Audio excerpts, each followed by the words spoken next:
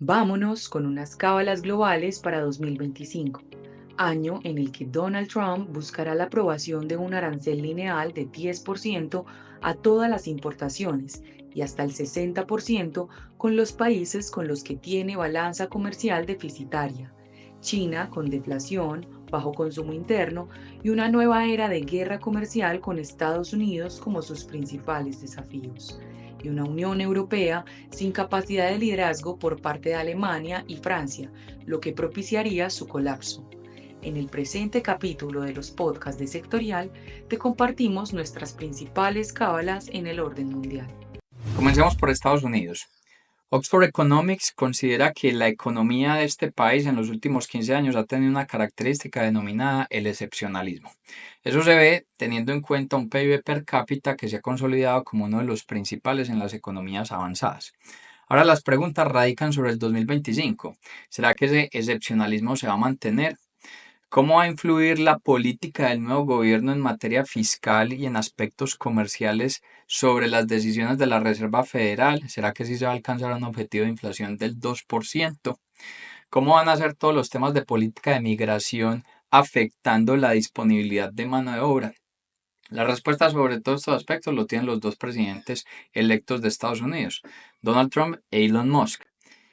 Ray Dalio, que es uno de los principales inversionistas en Estados Unidos, ha dicho que básicamente el norte que tomarán estas personas en el liderazgo de Estados Unidos va a radicar en tener una alta influencia desde el aspecto gubernamental en los mercados financieros privados para poder lograr los objetivos que tiene el gobierno. Básicamente vamos a encontrar en palabras de Delio una recuperación o un restablecimiento económico en todos los aspectos para preparar a Estados Unidos frente a una guerra. Ahora bien, los primeros elementos que se pueden ver sobre la mesa del trabajo que tendrá Estados Unidos va a radicar en aspectos asociados a la migración, aspectos asociados al frente arancelario, aranceles lineales del 10% hasta el 60%, en un país que le pone al mundo en exportaciones 2 trillones de dólares, pero que le compra al mundo 3,1 trillones de dólares. Entonces, ¿esto cómo va a influenciar todos los aspectos asociados a demanda y a elementos asociados a inflación? Será un país que va a meter mucha fuerza en lo que tiene que ver con el petróleo, la minería, la tecnología y va a buscar poder importar o comprar las materias primas en puntos cercanos. Entonces eso va a implicar que haya onshoring. El onshoring es entendido que se vuelva a atraer las empresas al interior del país, aquellas empresas que se habían alocado en lugares diferentes a su país de origen, o un friendshoring, que es poderlas establecer en países que sean cercanos geográficamente a Estados Unidos y con los cuales tengan una buena relación comercial. Será un país que tendrá una política de mantener a los electores contentos y eso entonces tiene que ver con la reducción en impuestos, un impuesto corporativo que probablemente pasará del 20 al 15% mientras se le pone más dinero a aquellos que son más productivos. Ahora bien, lo que no está muy claro es de todos estos aspectos que han anunciado tanto Elon Musk como Donald Trump, ¿a cuál le va a dar prioridad en el cronograma de los próximos 100 días o los 100 días de inicio de gobierno? Esto en Estados Unidos. Cuando te vas a la otra esquina, que es China, China tiene un 2025 que según su calendario es el año de la serpiente. Esta serpiente simboliza la transformación y la adaptabilidad, dos elementos bien necesarios para la economía de este país que no la está pasando nada bien. Está teniendo un gran riesgo asociado a un problema de deflación, es decir, que los precios de los bienes y los servicios pueden empezar a decrecer asociado a una muy pobre demanda interna que en tiempo atrás era su principal motor de crecimiento económico. Va a enfrentarse a los aranceles que le impondrá Estados Unidos y mientras convive frente a todo esto, pues implementará muy probablemente políticas en materia fiscal y en reducción de tasa de interés para tratar de restablecer la demanda. Por otro lado, en Asia estarán teniendo nuevas dinámicas y comportamientos interesantes India, Indonesia, Taiwán, Malasia, Corea del Sur. Entonces probablemente ya lo que no vemos es el gran gigante asiático en cabeza de China, sino una dinámica del continente bastante interesante.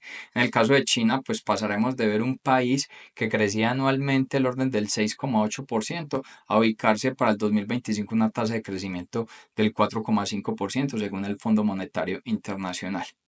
En Sectorial, desarrollamos mensualmente reportes de comercio exterior con información de importaciones, exportaciones, países origen y destino de más de 131 sectores, que te servirá para conocer qué empresas están exportando o importando una partida arancelaria, su valor y sus clientes o proveedores en el extranjero. Para conocer más sobre este estudio, visita www.sectorial.co. Y finalmente, en este horizonte del nuevo entorno global, tienes en un punto medio a lo que es la Unión Europea. Una Unión Europea que cuando uno analiza el mundo por allá en el orden de los 2013 le generaba en PIB aproximadamente unos 78 trillones de dólares. Al 2023 se ubicó en 106 trillones de dólares, mientras que Europa estaba estancado en un nivel de los 13 a los 15 trillones de dólares.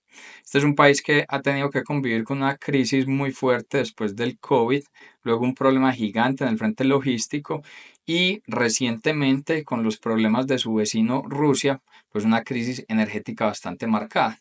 Si bien el Banco Central Europeo logró controlar la inflación, nosotros consideramos que la Unión Europea está muy cerca de su colapso. Ese colapso se va a dar teniendo en cuenta que el bloque no está logrando consolidar o generar una unión en materia de políticas de recuperación económica y una política de liderazgo general en sus países. Y resulta que los principales líderes de este bloque pues terminan siendo Alemania y Francia, y estos países no la están pasando nada bien. En el caso de Alemania, está en una situación de recesión, probablemente en el 2025 apenas crecerá al 0,5%. Por su parte, Francia tiene unos niveles de endeudamiento del 110% de su PIB y una crisis política gigante. Entonces, sin el liderazgo de Berlín y de París, muy probablemente este bloque no tendrá un buen futuro próximamente. Teniendo en cuenta esto, entonces uno analiza Estados Unidos, China y China más, sobre todo Asia y el caso de Europa. Cuando te paras en Latinoamérica, los países de nuestra región tendremos es que analizar con quién nos vamos a alinear en el 2025, una alineación más con Estados Unidos, una alineación más con Asia, que no per se sea una alineación de China. China no va a ser ese gran líder, ese gran motor, sino muy probablemente otros los países asociados a esta región.